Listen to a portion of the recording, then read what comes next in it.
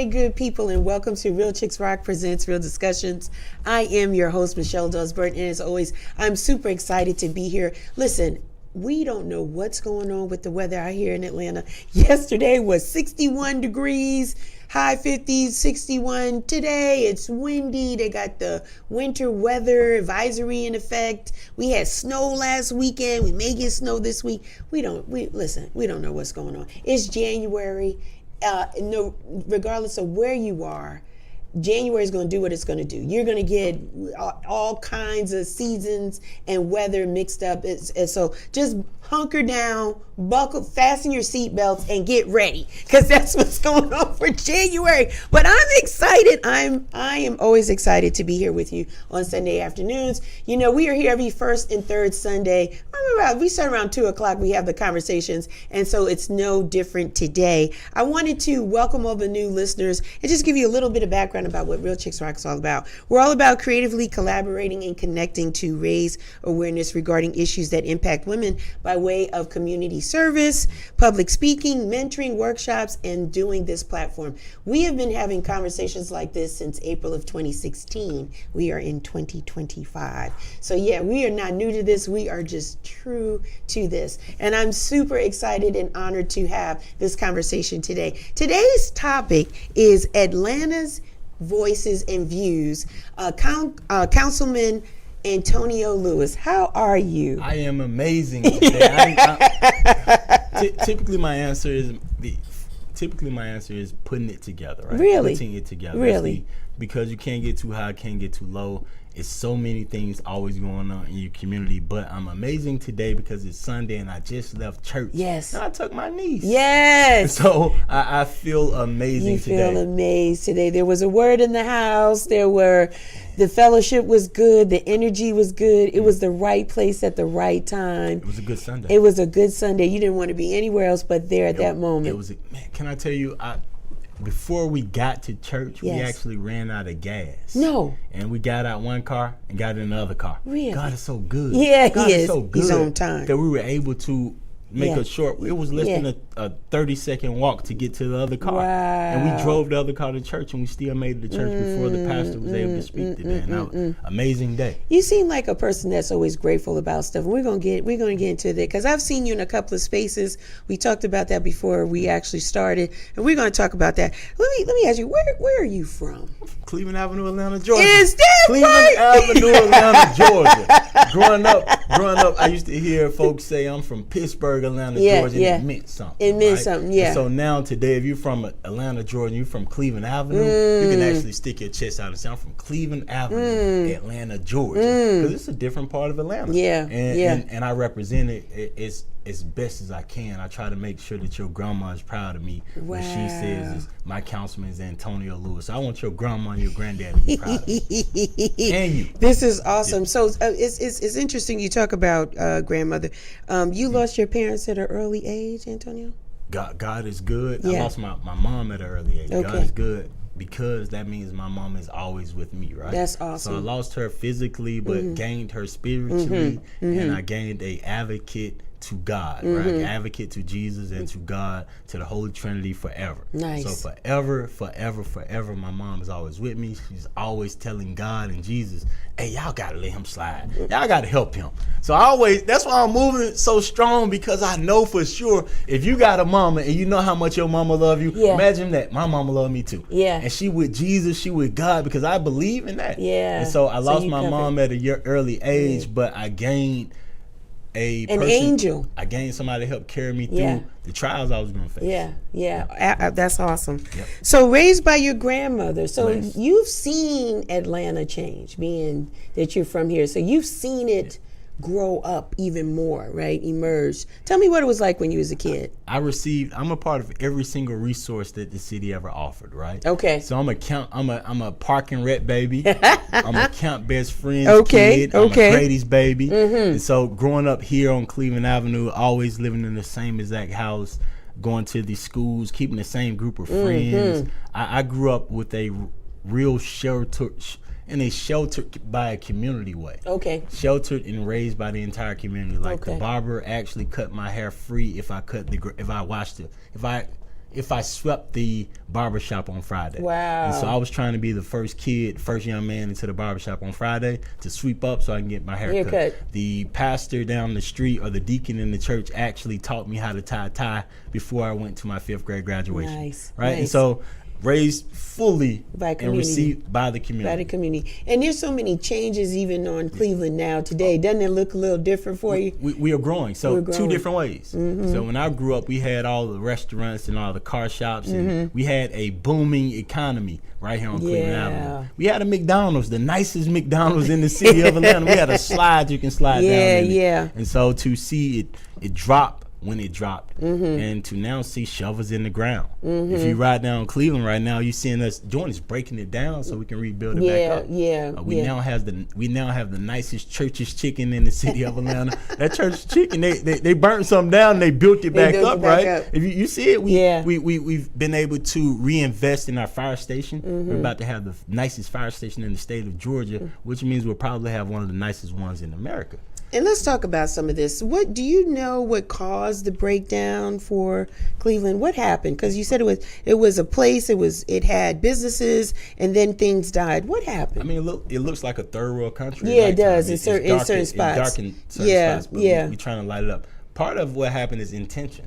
I think you have to be intentional with resources, intentional with what you do. Okay. I think this is the first, I'm the first council member that's born and reared through this community and since in 20 years. And so that means something. That means that a person has to know these courts and these cuts and corners. You have to know that these street lights don't work over here, right, to cut them on. You have to know that this fire station, we need this fire station. It has to be rebuilt because there's some apartments behind this fire station called on Macon Drive, where Springside Apartments, where they need the water from that fire station. They do. We know that there are elements. So I think a lack of intention, a lack of investment, I think an intentional lack of investment also was part of it. And I think right now we're looking at our city, we're looking at our community, and we're fighting for it the right way. The right way. From a location perspective, Antonio, it's a great location in the sense of being able to pivot and be at Mercedes-Benz Stadium like that, downtown in a blink of an eye. The airport is in the vicinity. So there's opportunities for jobs and people to be able to get to those jobs that live in this neighborhood. But, so it's a great location. And so I think that the intention, people are really starting to see that location means everything.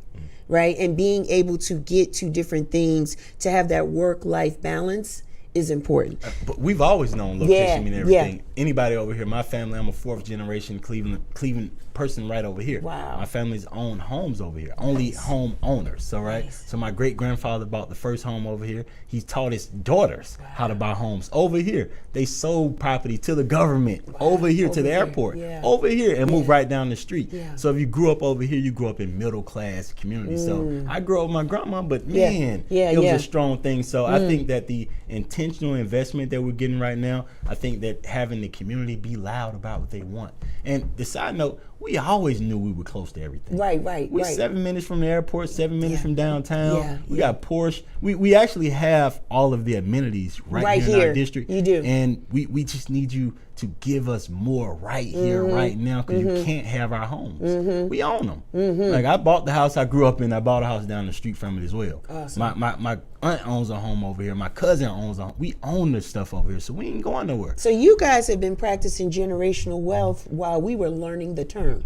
You guys were already doing it. Everybody in Atlanta was. The secret to Atlanta is if you meet the right person, he already got a house. She already got a house. What I tell my nephews and nieces is, my nephews in particular, as they are courting young ladies in our city, a lot of them, their grandma got a house already. They've already been taught some stuff. So if you do it right, you adding on to that. You can build on to it. The education piece is where we lost it, right? So we know the war on drugs attacked us. It was a war on black folk. And they tried to lock their way out of that situation. And so now we have to do the opposite, and we have to teach folks what to do with their properties.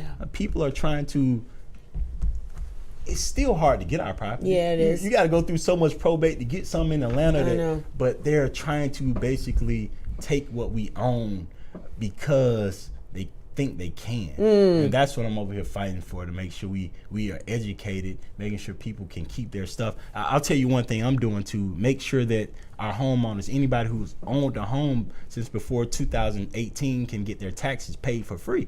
I'm trying to stretch the Atlanta Beltline to Cleveland Avenue today, not tomorrow. So the dream of the city of Atlanta, dream of the Atlanta Beltline, is to be able to go from the Beltline to the airport, be able to get on the bike, right? And so to me, I believe you. Imagine if you tell me your dream and I say, I believe you.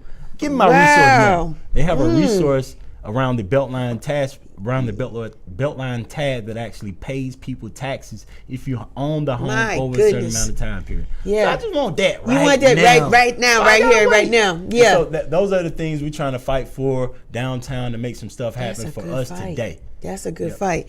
You went to South Atlanta High School? Blessed. Was class president? Yes. Captain of the basketball team. Did y'all win? Did you have a winning season? we are winners. South Atlanta is known for winning in basketball. I was a part of the tradition of the winning. My first year was the year that we started right before me.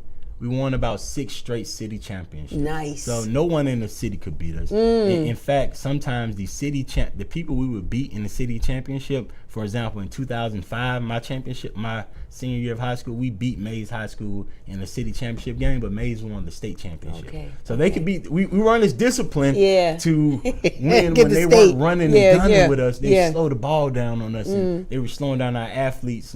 But when it comes to us, we were terrifying people. Yeah, winners. Terrifying. Winners. So then you went to Lincoln University? Blessed. What did you study there? Political science. Nice. Yep. I wanted to learn how to go and get resources and bring it back.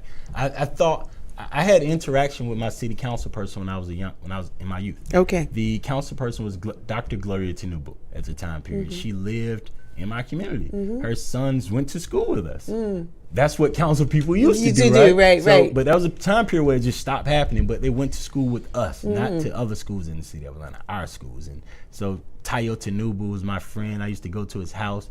Dr. Gloria Tinubu used to cook food. I used to eat it. And so I knew that the city council person was a person you could touch. Right. And so I wanted to help bring that type of thing back, but I wanted to learn how to do it for us. Like we could educate one of our own. They could go out and learn, and they can come home, and then they could help us get resources that we need. And I won't try to die in this. See, you get what I'm saying? Yeah. My goal is not to. I actually tried to do term limits. When I got elected, I tried to institute a legislation to put in term limits on city council people to make it to where we always bringing in innovative, fresh ideas.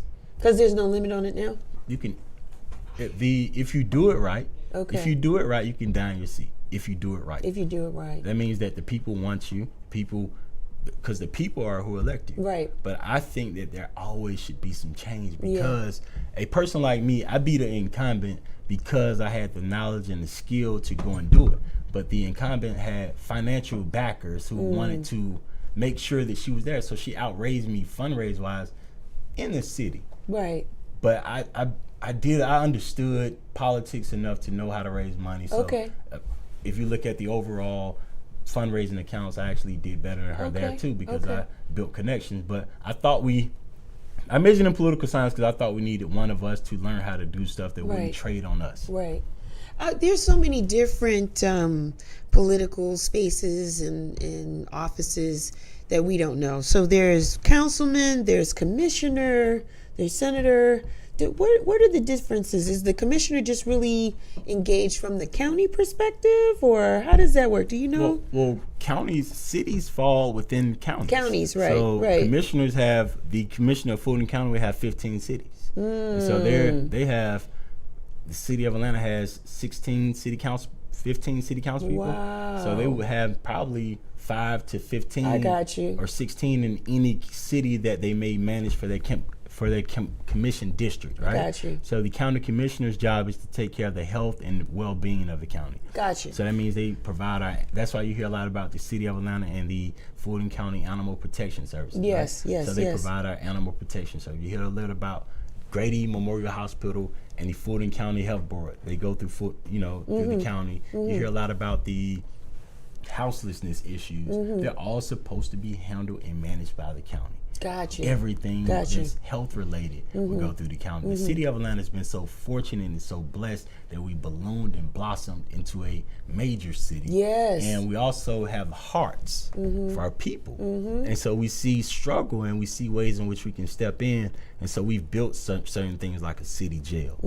But we built certain things like city houseless shelters, like, and the reason why I say city jail and a houseless shelter in the same time, because I'm about to tell you something. We're one of the first cities in the nation to get out of the jail in business before too, right? Because the Atlanta Gateway Center used to be the first city jail. We turned it into a houseless shelter, right? Guess what? We tried to do it again with our city jail. That's why I said, because we ain't supposed to be in the jail in business. We don't have to. That's the county's job. And so you can actually turn a city jail into a houseless shelter if you want to get into their business a little bit. We've done it before. So I'm saying city, our job is the roads, making sure that the police are paid, making sure that the fire services are working, making sure that I apologize if I'm moving a little bit. No, you're making fine. sure that our roads, streets are paved. People don't say, you don't know your job, boy. Making sure your utilities are working, so that means your public work, your public services, your public works department, your sanitation department. We actually have a department of parks and recreation, so we manage your parks and recreation systems. Anything in the city. City of Atlanta. Anything city. So you are District 12. What does that district cover? That is, I can draw a triangle for you. Yeah, give it to me. We are the farthest south you can go in the city. So from Jonesboro Road until the Home Depot. Yes, over to there. Tyler Perry Studios. Okay, far west. over there, McPherson, Fort McPherson. Fort McPherson Yes. to Tyler Perry Studios, that's far west. Yes. To the Atlanta Beltline / Pittsburgh Yards. Okay. On the north. All right, And got so it. the line that ends us is Pryor Road. So Pryor Road is the cut. So it's like a triangle. Yeah. And so that means you got Pryor Road, Cleveland Avenue, Yeah. Metropolitan Parkway, McDaniel Street, University, you have Sylvan All Road, thriving Deal neighborhoods. Avenue, a little bit of Calverton.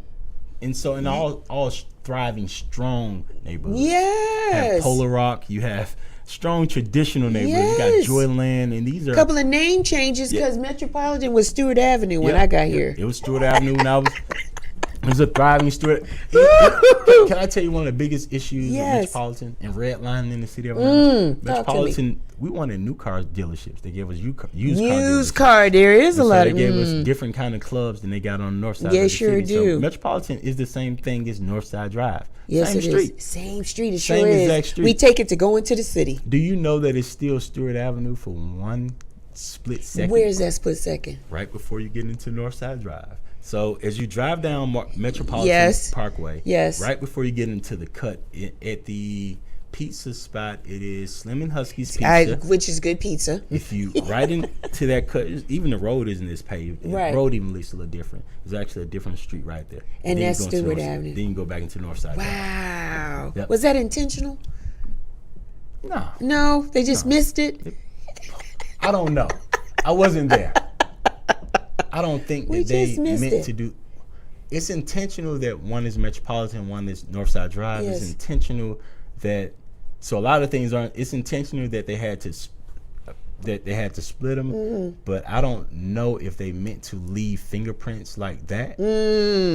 Because one of my first fights as a city council person was when the state of Georgia was about to pave Northside Drive, and layperson. I was a layperson, right? I didn't realize Metropolitan was Northside Drive. Yeah. I didn't realize it was the same thing. And one of my fights was I stood up in the meeting.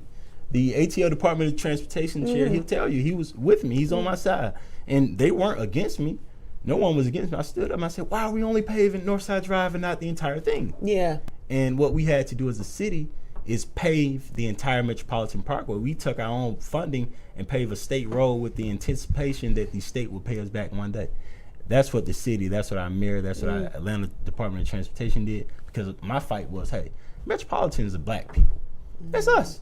It's us. It is. But it's not just black people. It's actually a very mixed street. Yeah. But you mean to tell me you ain't gonna pave the same exact road? I want what they get it. I want what Arthur Blank get. You get what I'm saying? I said out loud, I want whatever they got in front of the dome. I want in front of. Yeah, that's redlining at its finest. I want in front of LaCour. Yeah, yeah. Whatever in front of the dome, That's I want in redlining front at its of. finest, though. It is. But the neighborhood in that triangle in which you talked about, because I drive through it a lot, right? I just drive through the neighborhoods a lot.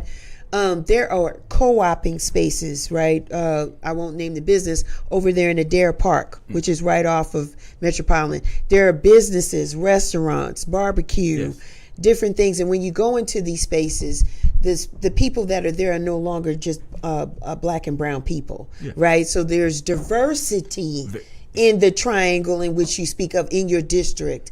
And I think there is intention, there's an awakening. People realize that it is a quiet neighborhood. That triangle in which you speak of is quiet. It is a neighborhood. It's safe. It is neighborhoods. It is houses that have been built that are still standing, and we own them, and it's good.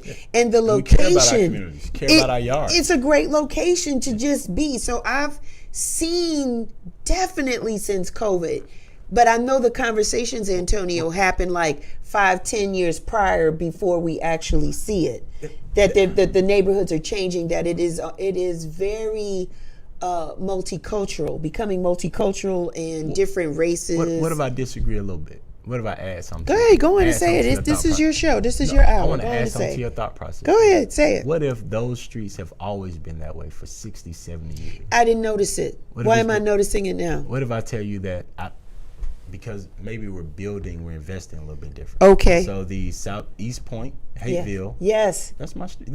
That's next door to Hateville. Think about it. 166 is we did redlining, but 166 is people moving. So Porsche's always, in Hateville. my grandma, Sylvan Road has always been a diverse street. Yes. It's always been diverse. You right. That's what my grandma told me. You right. That's what my uncles told me. You right. You know what I'm saying? Like, I know my street, my granddaddy bought the house from a white man, for lack of a better term. The neighbor was still a white man. Right. You know what I'm saying? I got you. So I'm saying that I have always had certain pockets. I have multiple trailer parks in my district. I have multiple rocky roads in my district, right? So this is the part of Atlanta, and that particular portion has always been like that. The houses, it's always been like that. Only because I know that. And it's the thing is now more mixed. We can go over there now. So at first we couldn't go over there. We didn't really go on Murphy Avenue. Right. We went on Ralph David Avenue. Right. We went on Lee Street. Right. That's the we're more open. I think that we have a different generation of young white folk in our district, and I see have grown up and who are open. We all open. Yeah. Only thing need to speed up is the government and some of the policies. Yes. And we need to send our kids to the same schools. But if you look at that, my district has always been super diverse. We're blessed because of it. And that portion has Adair in Pittsburgh. Yeah. Same thing anybody from Pittsburgh. If you're from Pittsburgh, right? If you're from Pittsburgh, Adair is a part of Pittsburgh, but you knew that they changed the name. But it's always been that way. Yeah. We've always lived in unison in that portion of my district. So that's why Adair is Pittsburgh, you know that. But also, I know some strong black families in Adair that moved from Pittsburgh because they was moving on up, and they bought a lot of houses in Adair, and I still talk to them, and they live over there, and there's generational wealth. And that's the Ridges. I just said the last name. I know it because her mom lives across the street, grandma lives over there. They're in Adair, and so I think we do have a element of a new person moving here, and they think that this is new, and so they've been calling code enforcement on some of our folks that have been here. But we mixed over there. Okay, that's good to know. Let's talk about schools. So the thing for me, because I'm a parent, and I've struggled with the school system in Georgia. Just that I feel like you can afford a house, but if you don't live in the right zoning, you don't get the same type of opportunities from an educational perspective. Do you see that changing within your district, Antonio? We can't speak for the whole city of Atlanta, so let's take it one elephant bite at a time, right? So maybe for your district, is it changing for your district? It's up and down. I'll tell you something. I would tell you that Cleveland Avenue Elementary School did not make the governing list. Okay. And that's an amazing thing. That's the elementary school I went to. They were on the governor's list. They're not on the governor's list anymore. Okay. I know that since I've been elected, I know that they've had murders in front of their school. My God. Mm-hmm. Parents who walk their kids to school every day. I had a young man who was murdered walking after leaving his kids in front of the library right after school was about to end. And so the kids had to walk past and see that. So I know my kids have seen other things, and I've seen them advance and compartmentalize like no other. I wish they didn't have to. Right. But so I would say that education is key. I get to talk to my niece who went to Humphreys Elementary School, who's in District 12, and to find out she reads on the 9th grade level is amazing. But what about her peers? Yes. And so the thing about Atlanta, the hope. Here's the hope. Come on. Here's the hope. Come on. Right? The hope of Atlanta is we're different from every other city in the nation because we gave more money to school board than we give to any other thing in our city. This is what I mean by that. When you look at the tax, $1, right? Let's say your tax dollar, right? Yes. 52 cents gonna go to the school board before it goes anywhere else. Okay. When you look at the dollar, okay, all right. when you $1 bill, right? 52 cents gonna go to the school board, 26 gonna go to the city of Atlanta, 24 gonna go to Fulton County. That's how we split up $1 in the city of Atlanta. So before, when you think about your bills at your household, right? Yeah. When you pay your bills, let's say your bills is $1,000, $1, right? We're gonna use $1 as the marker. You're gonna put 27 cents. You're gonna put 57 cents in 52 cents in education. Yes. Before you do anything else in your house. Yes. So that means we've invested right. Okay. So our goal is to figure out how to get it right, right? So how do we get it right? That means we have to become more engaged, and we can't let them put us out the school building. Like a lot of our kids are walked to school in elementary school. The parents go all the way to the 5th grade. Once they go to middle school, they stop going. I don't have a PTA for one of my school districts, right? I don't have a PTA for the entire cluster. Entire cluster. One PTA. So that means that I just told you 52 cents. Yeah. So school board get $1 billion. City, speak numbers now, Yeah, right? tell School me. board got $1.1 billion or almost $1 billion. City of Atlanta got $750 million. So when you speak in dollars, Yes. last year. It's a lot of dollars. And so whenever I'm looking at the product, my niece reads on the 9th grade level. So I know what I'm getting home, but I'm moving around the city. And I'm able to see some of my kids. I know they can't write in cursive because she can't write in cursive. I'm mad about she can't sign her name. I'm mad about that. teaching that. But I'm saying that there are some, I'm trying to see the product. They got the money. So if So we can't see the product. That's the issue? we judge the product. So if Okay. I gave you my money, I want to hold you accountable. And so I think that when you say you're a parent, I'm not yet a parent. And so if I had kids in the school, I move like I got kids in the school now, and I'm moving it the way. But I bet if my nephew lives with me who goes to South Atlanta High School. I have to go to the parent teacher meetings for a senior year high school. I do that stuff. Yeah. But so it's 3 different branches, right? APS now gets $1.1 billion. City of Atlanta gets $750 million because we gave them that amount. Okay. Out of our dollar, right? And do I like the product? I love what APS. I love the person. I love everything, but I don't think that it's hitting its marker where it should. Right. So, but we don't know how to get there. That's why it's so much choice. And so why? I apologize. I'm trying to talk. Yeah, trying not to diss anybody. No, that's okay. But why would it be? Why is it so difficult? Why can't so much choice? We got and, the governor. and isn't there other cities that are doing it right that we can model from? Who? So we can't. Our kids are different from every other kid too. So our kids have only seen this is what I mean by that. Okay. If you grow up in the city of Atlanta, you've seen 50 years of strong black leadership, so you know you can be anything in the world. That is a correct statement. Guaranteed. That's You've facts. seen black men and women. Mayors running through here. And then you've seen black men and women drive down your street in Lamborghinis, and they're not a rapper, Yes. they're not a basketball That is player, they're not correct. a politician. So you know you can have anything. You then see the social media where you can get it faster. Okay. So you got everything. Now the school board has the money, but then you got the governor who's playing in you got politics that is playing in education, so much so that the former governor of the state of Georgia is the chancellor of education for the state of Georgia. Sonny Perdue. Nothing wrong with that. Yeah. Amazing man. He quotes me when he goes in speeches. Amazing man.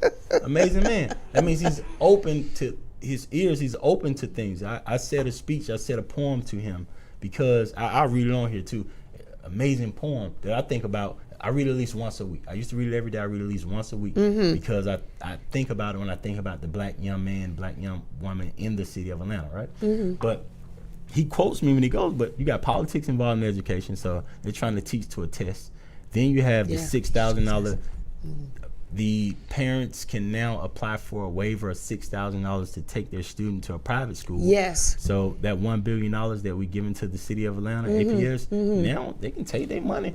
We didn't give them the funding so they can do that with it. And so I want public education this is what I would do. I want my kids to go to the public schools in their area for public dollars. If you have enough money for private school, you pay for that. But we need to add the choice and the options to the public schools so that you don't have to compete with the charter schools. If you're a charter school, go private or become fully public. Right. Because I don't think that public dollars should leave out. And I think we can make do. If we had that whole $1.1 billion in APS alone, and they were, so it's hard to judge the education system fully because of all the things that's in that bag. But my niece is, once again, reading on the 9th grade level, so that means I'm doing so much. Her family is doing so much. Shouts out to Journey. Journey 2 E's. You were 2 E's. Journey Journey's Lewis, doing a 2 great E's. job. She's beautiful. And can I tell you something? Yes. I was upset when I seen that report card, right? Why? Because she got she got all 3s. And they don't do A, B, C, D anymore. They do 1, 2, 3, 4. Okay. And so that means that 4 is the top grade you can get. Okay. So then she did her reading score. She got top 4s on reading score because those were tests. So standardized tests, they had to give her correct grades. She goes to a school now in Athens, no longer the city of Atlanta, right? Wow. And so what I'm just assuming. Yeah. Man, this girl got straight 4s. Yeah. She ain't nowhere in the world she made all 3s. Nothing else. And she made all the top grades on all the standardized tests. I think they playing on my girl up there. And you know what I told her? I said, these are the best 3s in the world. These really 4s. She knows I think that they 4s. Don't I think they 4s? I'm fighting for Journey. I mean, but what I want her to understand is when they say young black folks, I went to church today. Part of that 4. Went to church today, and the letter from a Birmingham jail from Dr. King was read in church. Yeah. Part of the letter that he wrote was, imagine having your daughter look at Funtown on TV, wanting to go to Funtown. You got the money to go to Funtown, but she can't go to Funtown because black girls can't go to Funtown. Right. We're still living in that. We still here. Yeah. You get what I'm saying? So I'm imagining what they fought to get us here. I got my girl, genius girl. Really. I'm not gonna let them skip her. They want to skip her. I bet they testing her to get skipped. She shouldn't get skipped. I want her to keep excelling and beasting where she is, and keep because we got the other stuff, right? And keep being a child and living that childhood. But there are ways. Politics is involved, so parent has to be more involved. Uncles, community has to be involved. Like with me, like Mr. Maxwell taught me to tie a tie. I didn't. My father didn't have. He wasn't around, so we ain't have to even worry about it. Yeah, we were talking about because shouts out to Natalie Hall, former Commissioner Natalie Hall, because that's where I heard you first speak with passion to her program that she had with the City of Atlanta schools, APS schools. It was CEOs of Tomorrow, I believe. Yes. And then she had that, and she also had another program for the young men in high school. And you were talking about you being a product of Atlanta, just beating the odds. And your conversation, your speech was so passionate. So I'm honored to full circle. You know, I was a fan in the space, and now to be able to have a conversation with you today is amazing. I wanted to talk to you about because you are a product of Atlanta, so you've seen the changes. I've been here since '89, so I've seen it too. I remember when it was Fulton County Stadium, and then it turned into the Olympic Stadium, and now it's Georgia State Stadium. So I remember when 400 was birthed and the East-West Connector. So I've seen the growth and the transition of Atlanta, and it is a city, supporting your comment, where we've seen prominent black people that we could touch. They're not even swarmed with layers of security. You could walk up to Mayor Maynard Jackson and say, "Good afternoon, sir, how are you?" And he would have some words of encouragement or ask you, what's your name? What are you doing? What's your goals? You could have conversations. You could see the former mayor, Shirley Franklin. You could see, different people. So Atlanta is that space.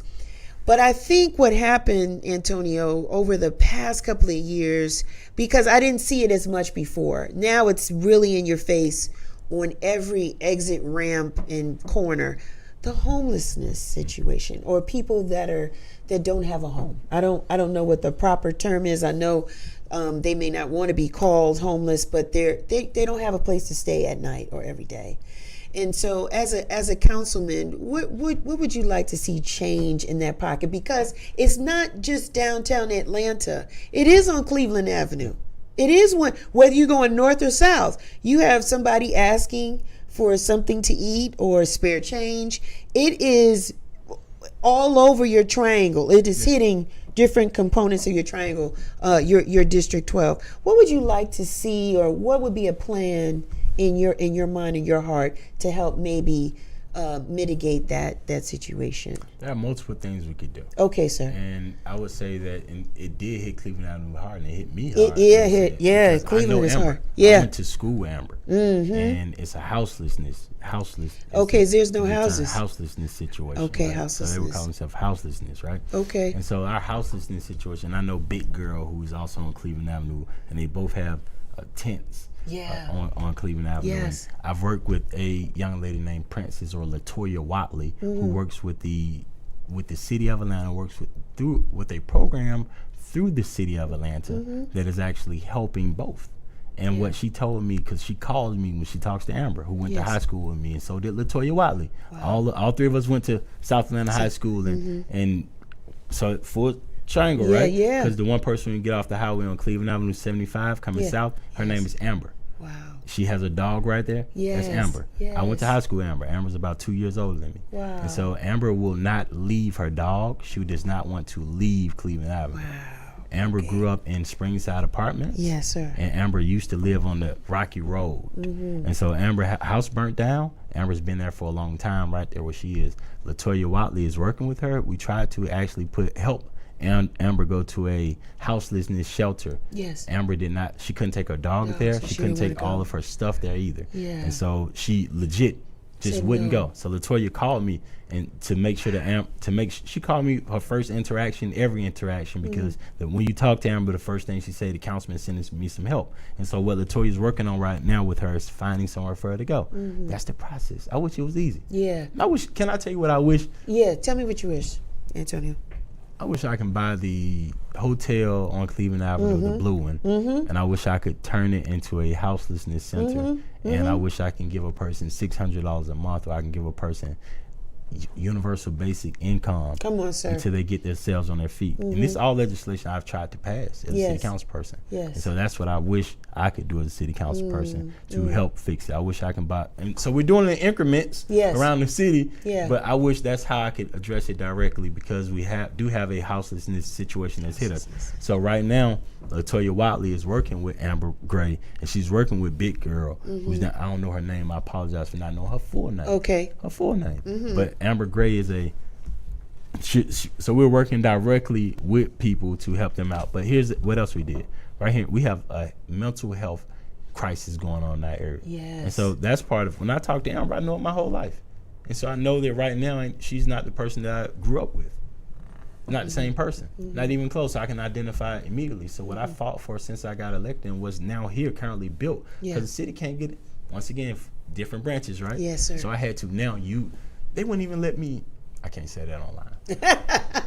I had to work so hard to get this done. In Colorado, they call it a drunk tank. In Fulton County, we call it the Fulton County Rehabilitation Center. It's on the corner of Cleveland Avenue and Metropolitan Parkway. It's supposed to help people who are going through mental health crisis, right? We have about 66 beds, right, newly beds where you can stay up to 10 days. Yes. And we have room for up to 500 people at any given time. Wow. So anybody who's experiencing a mental health issue can go there. You don't have to go, because we have not been able to deal with it. Yes. So houselessness is a three-pronged Yeah. A lot of different marbles in that bag as well. But here's one of the marbles that we're doing right here, right now. So I said the problem, I identified it. I talked about one where we're fighting with Amber Gray and with LaToya Watley Direct Services, where LaToya works for an organization who's trying to find a house for Amber Gray in our area, because she does not want to leave where she feels all of her resources, all of her help is, right?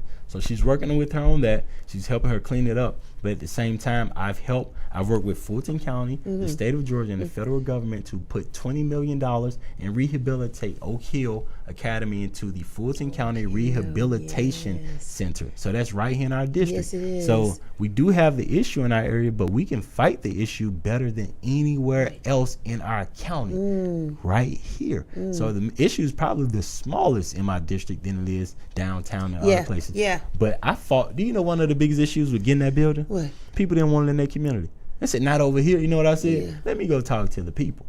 And so I went and talked to Hammond Park. I went and worked with Brother Michael Hopkins, and talked to him about what we would be doing here. I talked to Roger over at the tire shop. I talked to, you get what I'm saying? I talked to the people who were supposed, I talked to Auntie Yvette, but her real name Miss Yvette Johnson, who lives over on you get what I'm saying, on Old Jonesboro Road, to talk about fixing a issue we already have here and helping us fix the issue that we have in our homes that we don't talk about as a black community. Now you got a place, we grew up saying we had a crazy cousin, right? All us, for lack of a better way to say it, right? We knew we had one of them that might have been, what if we would have had a location to take them? So what if the federal government was about to sue the state of Georgia because we're supposed to have these rehabilitation centers in our state? We're supposed to have 5 in the state, 3 in Fulton County alone. Wow. And so District 12, Cleveland Avenue, Stewart Avenue. And so at that corner, got the first one in Fulton County. And guess what? They ain't even opened it up yet. You know why? Why? I tricked them to get it. They don't even know what they did when they got it. I needed a resource. I tricked them to get it.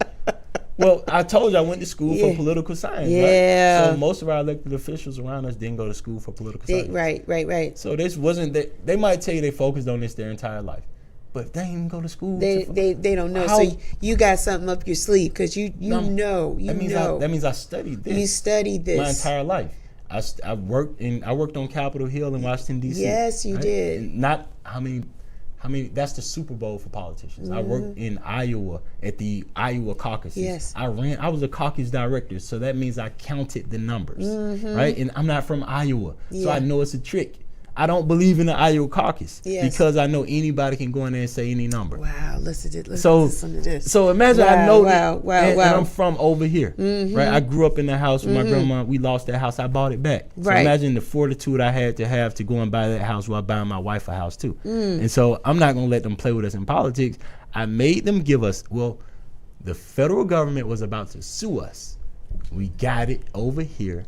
And Grady Memorial Hospital is going to run it amazingly. But we need to make sure they fund it right. Right. So it ain't even open yet. Because they don't even know what they got, but they got to do it. And so we got to get loud. Like, when people don't know the houselessness, I answered it so many different ways, but the real answer is open up that, because I say everybody has different responsibilities in their role. So Fulton County Rehabilitation Center, I couldn't even talk at the ribbon cutting. You see how I can tell you all this stuff about it? You know how I know about Fulton County Rehabilitation Center? Because they got one in Colorado. I'm copying off them. I want what they got. That means that if you got a DUI, I'm going to tell you, not DUI. Let's say a young person is experiencing, or anybody is experiencing a episode of drunkenness walking on the sidewalk, or a episode of any kind of episode, walking. Jaywalking or something. Jaywalking. And we're not locking them up. We're going to take them and get some help. You go here for 24 hours to sober up. Kind of detox or whatever. Detox. It's a 24-hour detox center. Or you can stay for 10 days while we figure out what's up with you.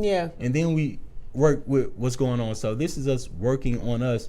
And they haven't even opened it up yet. Because nobody even asking for it. You know what I'm saying? Yeah, so I got you.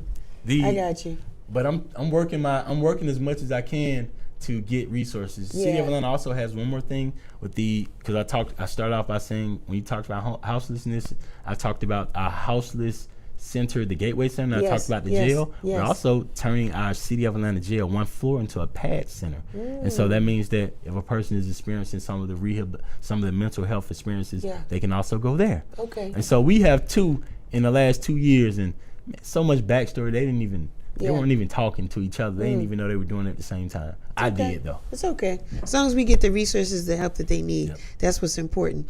You were involved in organizing for America with President Obama? Yes. How was that? An amazing experience. I know it was. It taught me it allowed me to practice some things I'm doing here on purpose. Okay. So I got to practice with a lot of funding. So I was an organizing director for the state of North Carolina, right? And that was after campaign season. So I was fighting on climate change. I was fighting for jail reform.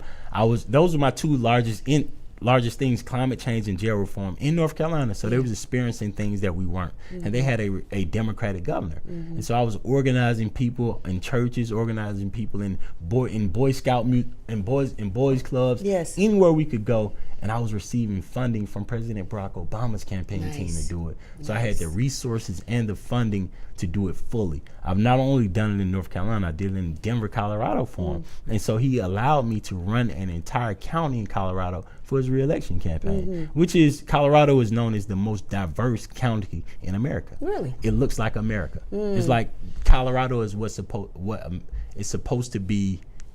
If you look at the diversity of Colorado, the Denver County is the name of the county. It's supposed to look like America. Really? Yeah. And so interesting. To be a organizer there, then to grow and be a manager there, and to run the entire county was an amazing thing. This is good and this was trust that their campaign gave me. At one point in time, I was the highest. I can say this out loud. At one point in time, as a black man, I was the highest, probably the entire campaign. I was the highest ranking black man who was not an attorney in the state of Colorado. Nice. For the President Barack Obama campaign. Beautiful. And so to some people that may not, I was holding myself accountable. It's a big deal. To it. And then for the same thing for after President Barack Obama's campaign, Secretary of State Hillary Clinton brought me down to Florida to run her entire state for the data campaign. So I did the entire state of Florida's data for her campaign when she ran for president against President Trump. And so I've got experience outside of our state because they weren't spending money here anyway. And so when I'm dealing with a lot of politicians here who haven't been to DC, haven't been to Iowa, haven't been anywhere to learn, experience, or to see we're a progressive state. Yes. We can't say we're progressive and move. And we don't, right. And we helping us. So we do it. We can do what we really want to do down here if we wanted to. Does the governor give us what we need in the city? We have a good relationship with Brian? I don't work directly with the governor. I understand. That would be, we have a strong mayor city. Okay. And so city council, we work together. Our job is to create legislation. Gotcha. And then deliver it to the mayor. And our goal and job is to support the mayor and to try to help him put together a plan, but we are the bank. Gotcha. And so checks and balances. And so I think we do have a good mayor. Okay. I think that we have very good council. I think that our governor fought back on some Trump stuff that all of us like. I think our governor needs to open up us to health care. I think the fight is on him on health care. The fight is on him on gun violence. Come on. And that means the guns, he know what we talking about, machine guns. Yeah.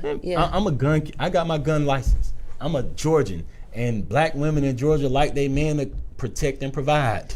Protect and provide, right? Us, baby. And so I apologize for saying it in that manner because not all black women, I'm not speaking as a monolithic. I apologize. Some white women want their men to do it. It's okay. But I apologize. As human beings, we want to feel safe. And Southern law, a lot of Southerners, and when we're speaking, because a lot of our politicians aren't from here. Right. So they don't know. But a lot of us, our grandma got a gun, right?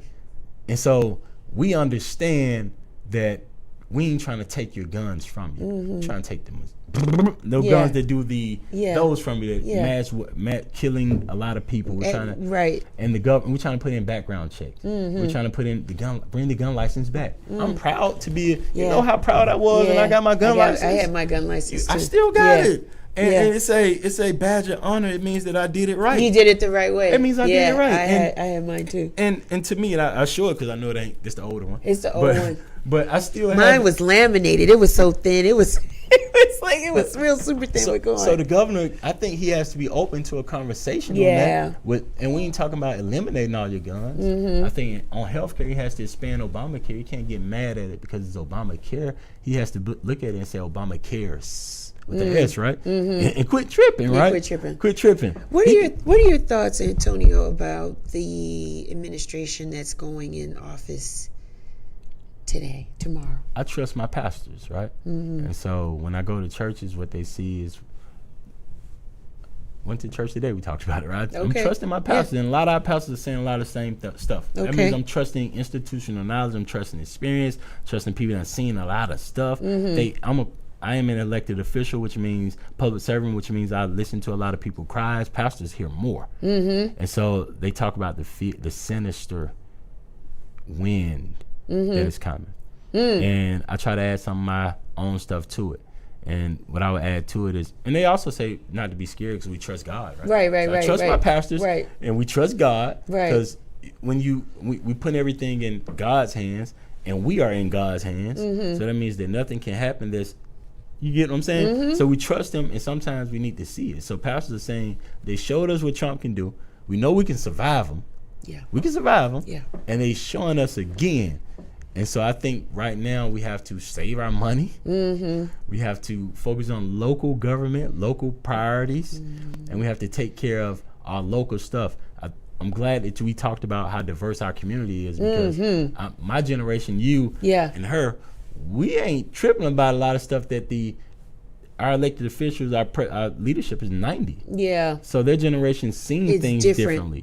So we living differently. We compete differently. Growing in South Atlanta High School, when you say student leadership, I've been beating white boys and black boys my entire life. Like I was competitive. Like my school used to take me to the spelling bees. I used to be the guy from the south side of Atlanta who would compete, and my job was to stick my chest out for us. Right? I used to battle Parkview. Going to school, I remember my teacher telling me, the guy at Parkview is working, you better be working too. You get what I'm saying? So I went to all the schools in the city of Atlanta named after people who fought slavery, who abolished something, who did something. And so, I know I got to do something. I'm not afraid to say, choose me, right? I'll go. Whatever it is, I'll go. I know that's what you expect from me. That's what she expects from me. Because we need somebody to go and fight for us. That's why to make sure that we're ready for Trump, because I'll go. I'm ready for no time to be elected like now. We already caveat a lot. We already got our money. But you got something on you already, Antonio, because you've worked with the late great John Lewis. You've had so you've surrounded yourself by legacy type people that saw the future, that were about community, about our people, about fairness, about economics, about being strategic, about, paying it forward. Like, you are always immersed in that. You and I talked about it before we started, really what the book definition would be for what a councilman or woman or council person represents. What does that role mean to you, though? What does it mean to you? To me? To be a council person. I'm honored to serve people and help people. I'm honored to be a watchdog for people. I'm honored to go get something and bring it back to people where I grew up at. It means also that my grandma's proud of me if I do this right. And I truly live like my grandma watching me, right? I truly live like I can't do nothing that she would not be proud of. And so this is something I wanted to do. I told her before she passed that I was gonna run for council one day, and so to be able to do it and to help us, like, you truly get to help people who are just like you. So I'm a part of the 4%. The city of Atlanta has a 4%. If you're born in poverty, 29% of the city of Atlanta is black folks in the city of Atlanta are born in poverty. That's high. Less than 4% of that make it out. Less than 4%. So I'm one of 4%. Wow. And that means that, to be more specific, right? In 1987, March 30th, the day I was born, if 100 babies were born that day, according to the stats, only 4 of us were going to be successful. My goodness. And so I'm one of that 4%. And so and the reason why I'm one of that 4% is because of the resources that our city provided. Like, our city, I ain't got no mama. Yeah. My dad was in and out of jail. I love my dad to death. No issues. That's why I hope that people forgive their fathers for whatever they were not able to do. Then they grow together as they grow, as they move. You're right. But the city vested in me and all of us, right? But I saw portions of the city missed where they chose me over my brother. They chose me over my sister. You get what I'm saying? Light skin, because I was a little lighter. All of that. A little taller. Yes. Get what I'm saying? Yeah, I got you. Spoke a little bit more proper. Yeah. But I saw what they would do. Yeah. And I was 4%. I think they forgot I'm part of the 4%. I think sometimes people forget I'm really from Cleveland Avenue. You are really from They Cleveland forget Avenue. And so, ooh, I know Young Thug. Man. I know him as Lil Jeff. We are in the right studio at I know the him right as Lil time. Jeff. Woo! I only know him. I know Big Jeff. He was my basketball coach when I was in high school. His daddy coached me in high school, so his dad a real man. Amazing. You get what I'm saying? His daddy was a real man. He coached all. He used to pick us up. I know his uncle. His dad a real brother. I know what kind of family that they drove. They used to come pick up the kids and take us to practice and take us to games. Yeah. So sometimes they forget, and so the spook that said, you ever heard the book? The spook that sat by the door. What if? What if I read it too? What if I read it while I was young? Yeah, right? Yeah. And what if I understand that the goal is to bring some social mobility to us, to all of us? All of us can do it right. And what if when I got elected, I found out that white folks ain't tripping about black folks in this city. They ain't tripping about you getting rich. They ain't tripping about you doing well. They don't know the difference between you and you. Matter of fact, they thought that they split the money up the right way. The only people that know the difference is black people. Yeah. Rich black people know the difference between poor black people. Okay. They know the difference. So you could be born in America, born on third base. Donald Trump was born on third base. He thought he hit a triple. But you can also be born in Atlanta and be black and be born on third base and thought you hit a triple. And so you could be standing next to me on third base. I'm Antonio Lewis. You are a son. You are who you are based on born on third base, hit a triple, and you think we the same. I'm really your dad to them. You get what I'm saying? Yeah. And I'm got to be humble enough and use my ambition with my humbleness to be the right way. Yeah. But also, I'm accomplished too. Yes, you are. And so, 30s, you get what I'm saying? So I understand, and I'm taking it from downtown. I know what I'm talking about. Yeah, you are. I'm reading. I know you don't read. Most of the people we talking to don't even read. And so, and I'm planning with my wife, who's the smartest person around me, right? She's an attorney, went to 3 HBCUs, accountant, and an attorney. Way to go. Got an MBA. Yes. And she grew up, her dad a pastor, granddad a pastor, great granddad a pastor. So we blessed. Yes. And so I'm studying, I'm going through her, and she could tell me anything. Like my niece tell me my tie ain't right. My wife tell me my tie ain't right. Journey said you didn't have on the right color today, Uncle. But and she feels comfortable saying that because I get to get checked by black women. Yeah. So I'm part of the 4%. Grew up as 4%. Blessed enough to marry my black woman. Yes. My chocolate black woman. Yes. Right? Who come out of AME pastor family to help, because I didn't grow up in the church, to help me with my church life, right? And I evenly yoked, and I'm now downtown. I understand power. I went and got the education, and my goal is to make it work for all of us, because I don't think white people are tripping. I think sometimes we got a few crabs in a barrel. It's just us. So do you think, Antonio, will be able to change and raise that number from that 4% We already started to a double digit? Because that hurts your soul to know that 4% of us. If you're born in poverty, you know what I mean? 4. And that's hurtful. You know what the change is? So you have to. Frederick Douglass once said, "It's easier to build." Easier to build children than it is to rebuild broken men. Yeah. I don't believe that. Right? Okay. I don't believe it. Yeah. Because you leave out. I don't want to misquote Frederick Douglass. I understand. So take that out. I understand. If you can. There's a quote that says it's easier to build strong children than it is to rebuild broken men. I don't believe in that. I believe that because you got to partner that quote with another quote that says, if you rebuild a community around a broken man, the broken man will break the community, right? So you got two things, right? So they don't work together. So how do you make them work together? You got to get that broken man a job. You do. Got to get that broken man an opportunity so that broken man can go home and complete that family. Yeah. And once that family complete, even if the family ain't complete, so he can provide to the family. Yes. So he can provide for them kids. And you invest in the kids, you make sure every opportunity in the world is given to them. Wow. And so to me, even if that means that I'm trying to They told me I'm trying to lower the barriers, right? Guess what I said? I said I want to change the City of Atlanta law to how it used to be, to a man or a woman can get on the back of the trash truck without a high school diploma or GED, and then after 6 months we can help them get that. Okay. But at least give them opportunity. Yeah. Because they can't. You know, I'm appalled that you say that a man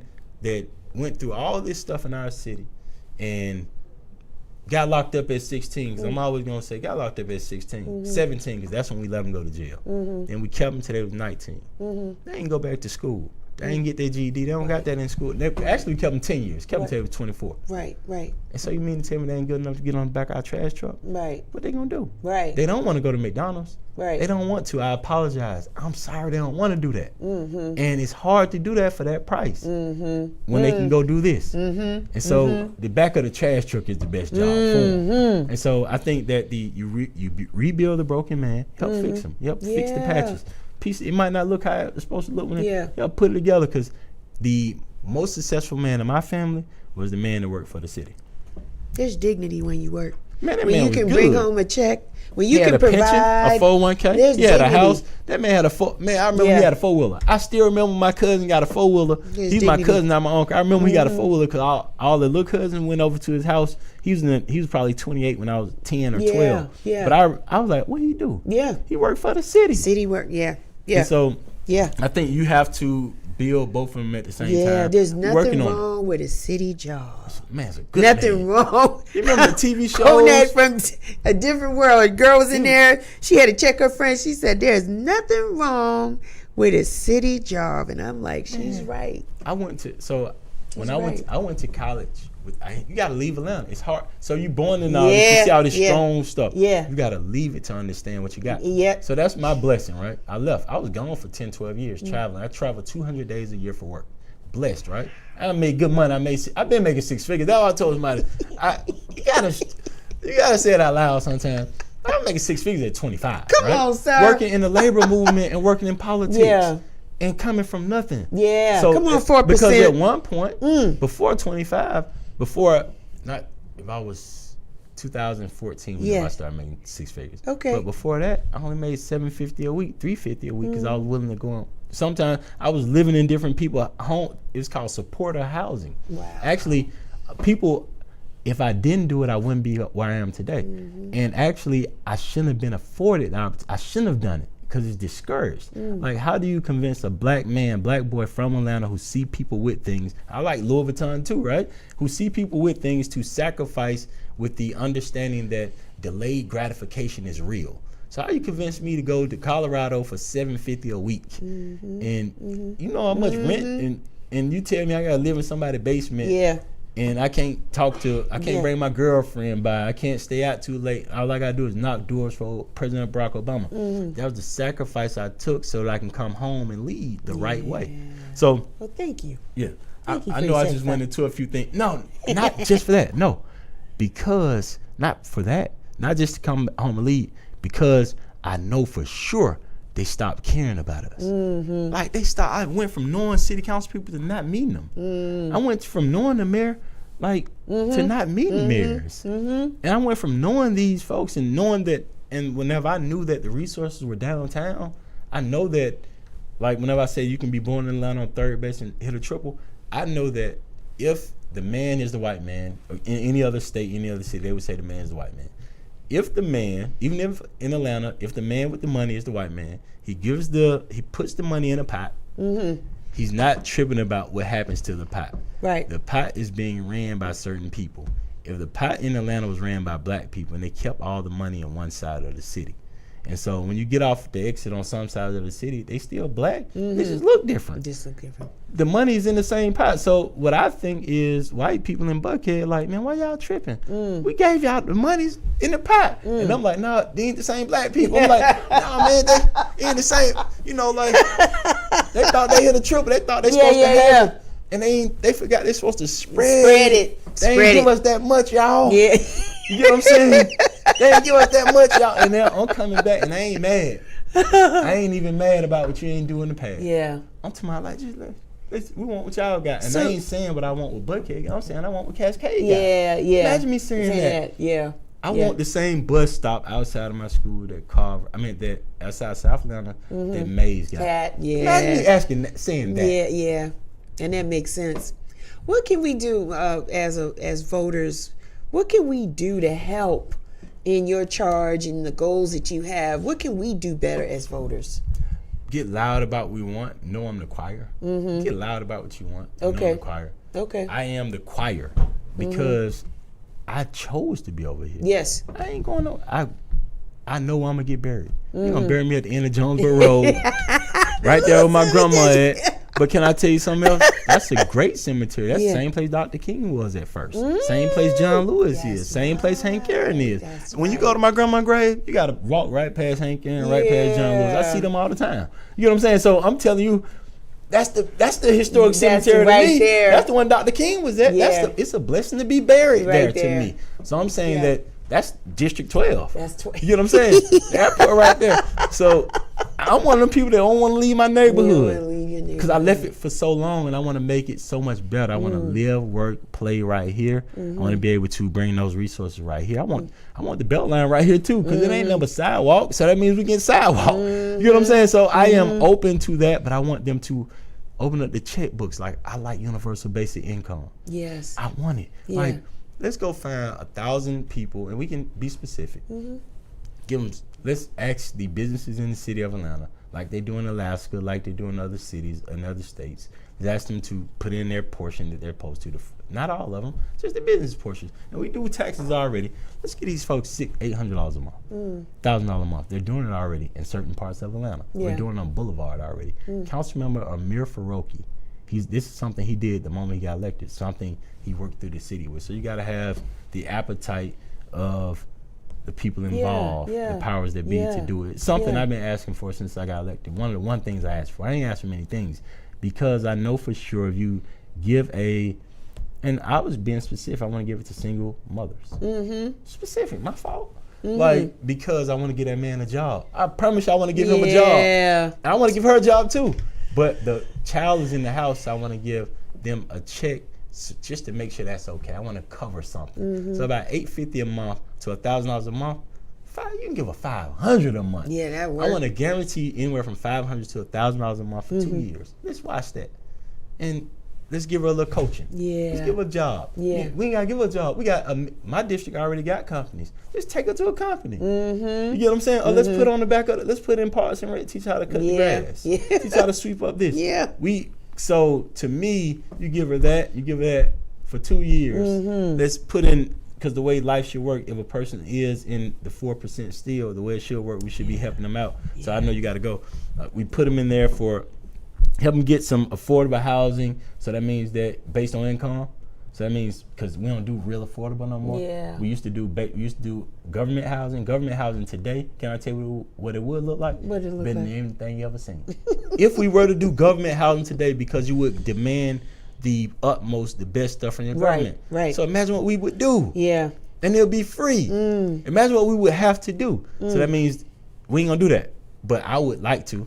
So we give them somewhere to live at about $850 a month, because it's gonna be based on income. We give them $850 a month to $1,000 a month, and you help them. And you ain't gotta help them number 2 years. You never have to help that family again.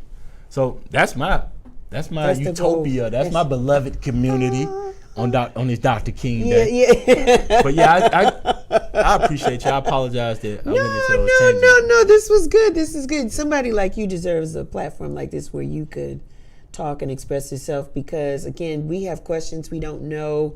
It's different roles, positions.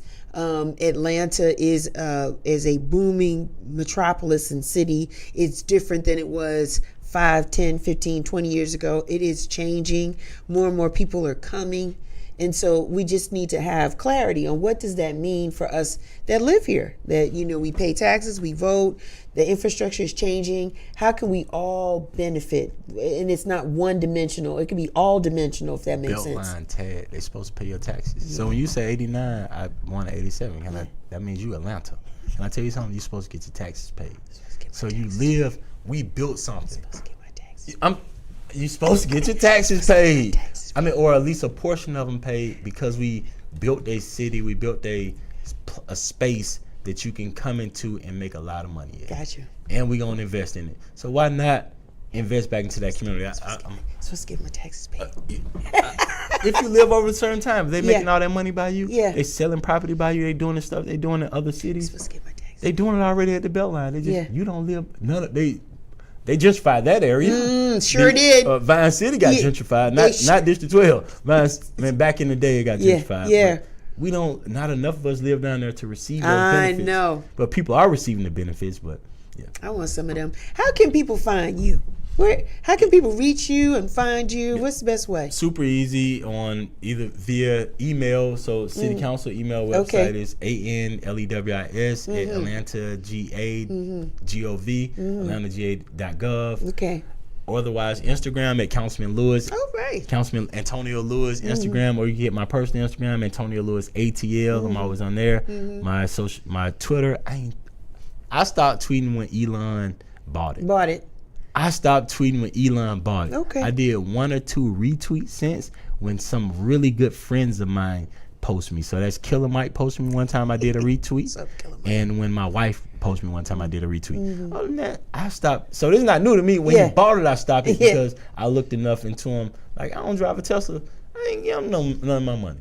I go back to Cadillac since I know the reason why black people. That's why I might get me a Cadillac. But yeah, so not Twitter. But Instagram and on Facebook, Antonio Lewis. Okay. Easy to find. Antonio Lewis ATL is the easiest route.